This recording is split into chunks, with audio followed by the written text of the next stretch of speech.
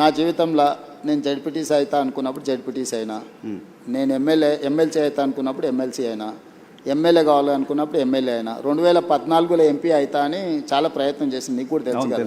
కాకపోతే 19లో అయినా అదే మల్కాజ్గిరి నుంచి, 14లో కూడా మల్కాజ్గిరి నుంచి అవుతా అని చెప్పింది తెలుసు కదా.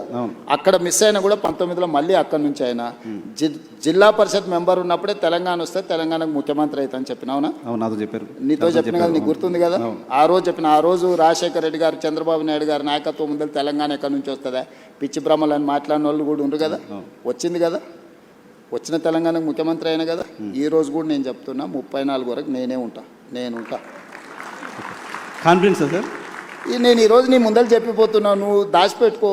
34 తర్వాత నేను జాతీయ రాజకీయాల వైపు పోయినప్పుడు ఆ రోజు వచ్చి నువ్వు అడుగు. నువ్వు ఆ రోజు చెప్పి 34 వరకు ఇక్కడ 34 వరకు స్టేట్ పాలిటిక్స్. 34లో గెలిస్తే కూడా రేవంత్ రెడ్డి సీఎంగా ఉండరు, వెళ్ళిపోతారు. 34 తర్వాత మొత్తం 100% సీట్లు గెలిపించి కాంగ్రెస్కి అధికారం ఇచ్చినా కూడా నేను ముఖ్యమంత్రి పదవి తీసుకోను.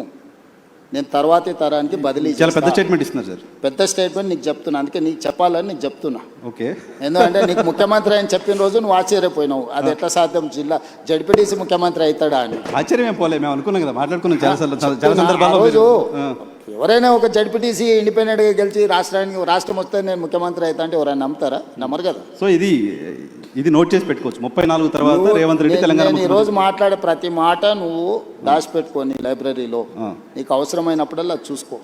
నేను ఈ రోజు చెప్తున్నా, 34 వరకు నేను ముఖ్యమంత్రిగా ఉండి 34 తర్వాత పార్టీ ఎవరిని చేస్తే వాళ్ళని ముఖ్యమంత్రిని చేస్తా. నేను గాను అవకాశం ఇస్తే కూడా మీరు నేను తీసుకోను. నాకు తెలుసు నా లైఫ్.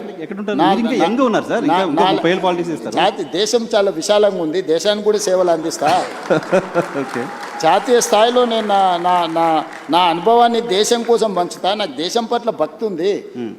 నేను ముందే మన మోడీ గారి ముందర చెప్పిన, పైలా దేశ్ దూసరా జనతా తీసరా దల్, అంటే మొదట దేశము, తర్వాత ప్రజలు, తర్వాత పార్టీ, తర్వాత నేను.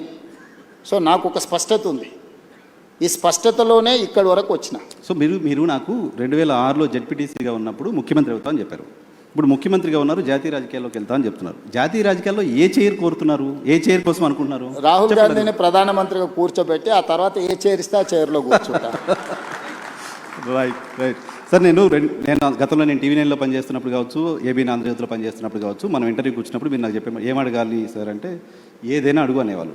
ఆ లిబర్టీ తీసుకొని కొన్ని క్వశ్చన్స్ అడుగుతున్నాను, అడగచ్చు కదా? డన్. Thank you.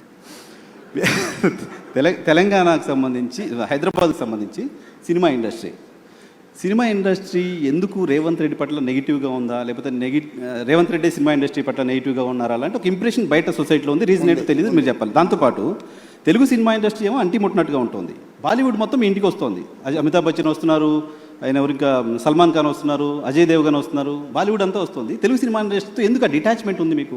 నాకు డిటాచ్మెంట్ ఏం లేదు, నాకు ఎక్కువ వివరాలు తెలుసు కాబట్టి కొంతమంది నా దగ్గరకు వచ్చి వేరే చెప్పలేరు. ఎందుకంటే నాకు అందరి గురించి చాలా విషయాలు తెలుసు కదా. నేను కొత్తగా చూస్తలేను పరిశ్రమ. కొంతమంది అమెరికా నుంచి వచ్చిన వాళ్ళకు సెలబ్రిటీస్ అంటే సోషల్ క్లైంబింగ్ అంటారు దీన్ని ఇంగ్లీష్లో. సడన్గా మనకు డబ్బులు వచ్చినా, సడన్గా హోదా వచ్చినా, అప్పటి వరకు మనలో అణిచివేసుకున్న విపరీతమైన కోరికలు కొన్ని ఉంటాయి. దాంతో ఏమైందంటే ఒక్కసారిగా అవి నిద్రలేస్తారే నాకు సెలబ్రిటీ పరిచయం ఉండాలా, ఆ సెలబ్రిటీ నేను కలవాలా, లేకపోతే నన్ను ఆయన కలవాలా అని సోషల్ క్లైంబింగ్ అంటారు దాన్ని.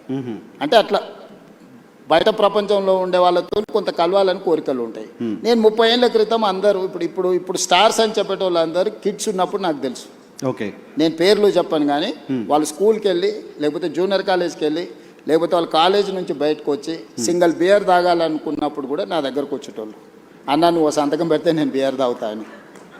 సింగిల్ బీర్ తాగడానికి మీరు వచ్చారు, మీ దగ్గరికి వచ్చారు. ముఖ్యమంత్రి అయిన తర్వాత మీ దగ్గర రావడానికి అదే చెప్తున్నా. అన్ని చూసిన తర్వాత నాకు వచ్చి కొత్తగా చెప్పలేరు కదా నర్సింగ్. ఓకే. సో అందుకోసమని నేను ఏ పరిశ్రమతోనైనా, ధూల్పేట్ల గుడంబ అమ్ముకునే వాళ్ళతోని నేను అంతే రిలేషన్ మెయింటైన్ చేస్తా.